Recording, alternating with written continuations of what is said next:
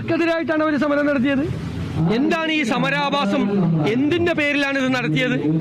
യൂണിവേഴ്സിറ്റികളിലേക്ക് ഇരച്ചു കയറി നടത്തിയ ഈ സമരം നമുക്കറിയാലോ. അക്കാഡമിക് രംഗത്ത് നടക്കുന്ന പ്രശ്നങ്ങൾ ഗുരുതരമാണ്.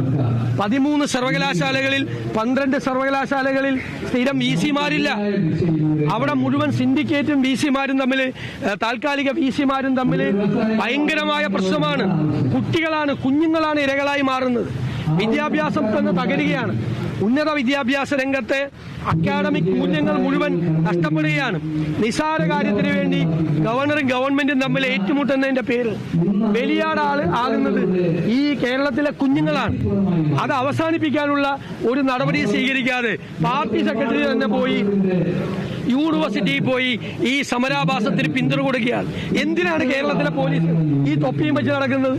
ഇത്രയും വലിയ വൃത്തികേട് ഇവർ കാണിച്ചിട്ട് പോലീസിന്റെ വടി വാങ്ങിച്ച് പോലീസിനെ തല്ലുക, എന്നിട്ട് നോക്കി നിൽക്കുകയാണ് 100 പോലീസ്.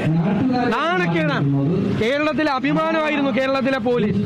നാണക്കേടായി കേരളത്തിലെ പോലീസ് മാറിയിരിക്കുകയാണ് ഈ ഗുണ്ടകളെ നിയന്ത്രിക്കാൻ പറ്റാതെ. ഇത് അവസാനിപ്പിച്ചേ മതിയാവും. കേരളത്തിലെ ഉന്നത വിദ്യാഭ്യാസ രംഗത്ത് തകർത്ത് കുഞ്ഞുങ്ങളുടെ ഭാവി തകർക്കാൻ ഞങ്ങൾ സമ്മതിക്കില്ല. ഒരു കാരണവശാലും ഇത് അനുവദിക്കാൻ പാടില്ല. ഇത് തുടരാൻ പാടില്ല. ഇത് അവസാനിപ്പിക്കണമെന്ന് ആവശ്യപ്പെടുകയാണ്. ഇത് വഴിതിരിച്ചു വിടാൻ വേണ്ടിയിട്ടുള്ള സമരമാണ്.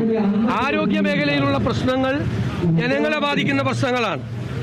അതാണ് ആരോഗ്യ കേരളം വെന്റിലേറ്ററിലാണ് എന്ന് പറഞ്ഞുകൊണ്ടാണ് ആരോഗ്യമന്ത്രി രാജിവെക്കണമെന്ന് പറഞ്ഞ് ഞങ്ങൾ സമരം നടത്തുന്നത്. ഇവർക്കിപ്പോ സമരം ചെയ്യാൻ പാടില്ല. സമരം കണ്ട പുച്ഛമാണ്.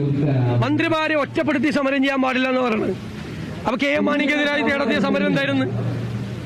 ബജറ്റ് അവതരിപ്പിക്കാൻ പോലും ചെയ്യാൻ സമ്മതിക്കാതെ നടത്തിയ സമരം എന്താ? കേരളത്തിലെ മുഖ്യമന്ത്രി ഉൾപ്പെടെയുള്ള മന്ത്രിമാരെ മുഴുവൻ വഴിയിൽ തടഞ്ഞത് ഇന്ത്യയിൽ ആദ്യമായിട്ട് CPM ആണ് കേരളത്തിൽ ചെയ്തത്. ഇപ്പൊ അവർക്ക് സമരം ചെയ്യുന്നവരെ പുച്ഛമാണ്, സമരം ചെയ്യുന്നവർക്ക് താക്കീതാണ്. ഞാൻ ഇന്നലെ പറഞ്ഞു, പ്രതിപക്ഷ നേതാക്കന്മാർ റോട്ടിലിറങ്ങില്ല, അവർക്കും വീടുണ്ടെന്ന് ഓർക്കണം. ഞാൻ പറഞ്ഞു, നിങ്ങൾ പറഞ്ഞേക്കാം അവരോട്, ഞങ്ങൾ പേടിച്ചു പോയെന്ന് പറഞ്ഞേക്കാം. അവര് പറയണ കേട്ടിട്ട്, ഈ മന്ത്രിമാര് പറയണ കേട്ടിട്ട് ഞങ്ങൾ തെരുവിലിറങ്ങാതെ വീട്ടിനകത്ത് അടച്ചുപൂട്ടി ഇരിപ്പാണ്, ഞങ്ങൾ പേടിച്ചു പോയി എന്ന് പറഞ്ഞേക്കാം. എന്താണെന്നാ വിചാരിച്ചത് ഇവര്? ഏത് ലോകത്ത്